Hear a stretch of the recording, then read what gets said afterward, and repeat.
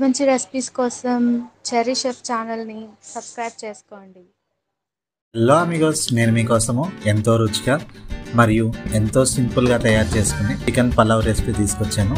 Chicken pulao ఎవరికి ఇష్టం ఉండదు చెప్పండి. మీరు ఒకసారి చికెన్ పలావ్ని ఇలా ట్రై చేసి చూడండి, చాలా అద్భుతంగా వస్తుంది. ఇంకా లేట్ ఎందుకు, వీడియోలోకి వెళ్ళిపోతామా.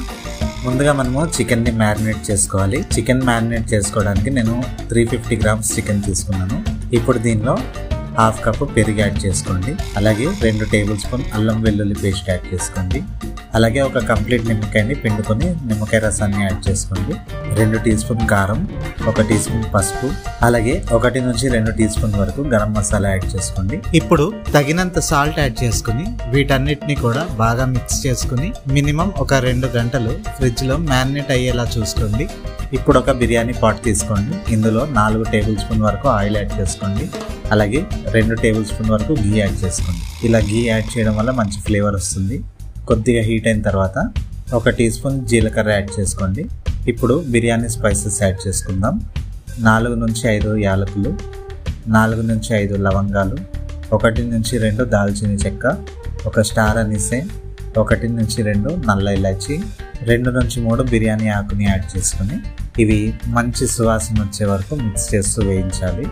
ఇప్పుడు స్లైసెస్గా కట్ చేసుకున్న ఆనియన్ యాడ్ చేసుకోండి. ఆనియన్ లైట్ గోల్డెన్ కలర్లో వచ్చేంత వరకు ఫ్రై చేయండి.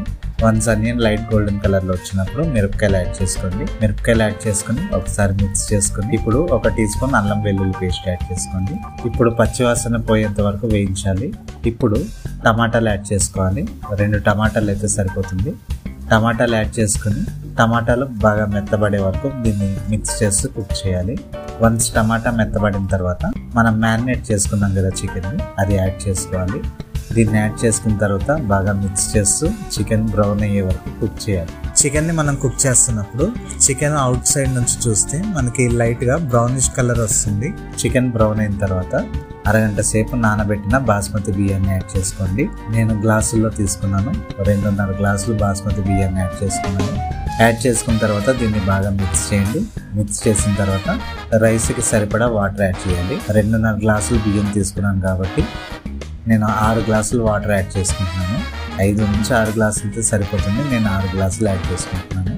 వాటర్ యాడ్ చేసుకున్న తర్వాత ఒకసారి మిక్స్ చేసి వీడియోలో చూపించిన విధంగా తెరలు కాగి పొంగు రానివ్వాలి. పొంగు వచ్చిన తర్వాత కవర్ చేసి ఒక 25 నిమిషాలు దీన్ని లో ఫ్లేమ్లో కుక్ చేయాలి. చూసారా, మన బిర్యానీ ఆల్మోస్ట్ రెడీ అయిపోయింది, పర్ఫెక్ట్గా కుదిరింది. ఇప్పుడు ఇందులో ఫైనల్గా కొత్తిమీరని యాడ్ చేసుకోండి. కొత్తిమీరని యాడ్ చేసుకుని మళ్ళీ కవర్ చేసి ఒక 10 నిమిషాలు దమ్ అవ్వనిచ్చి ఆ తర్వాత సర్వ్ చేసుకోవాలి. అంటే ఎంతో సింపుల్గా ఇలా చికెన్ పలావ్ని మీరు తయారు చేసుకోవచ్చు. చాలా బాగుంటుంది. దీన్ని మిర్చిగా సలాన్తో కానీ రైతాతో కానీ తీసుకుంటే అల్టిమేట్ ఉంటుంది. మరి ట్రై చేస్తారు కదా. వీడియో నచ్చిందా అయితే లైక్ చేయండి. ఛానల్ ఇంకా సబ్స్క్రైబ్ చేసుకోకపోతే వెంటనే సబ్స్క్రైబ్ చేసుకోండి. మీకేమైనా రెసిపీ కావాలంటే కామెంట్ చేయండి. మరి ఒక మంచి రెసిపీతో కలుద్దాము. Cherry chef signing off.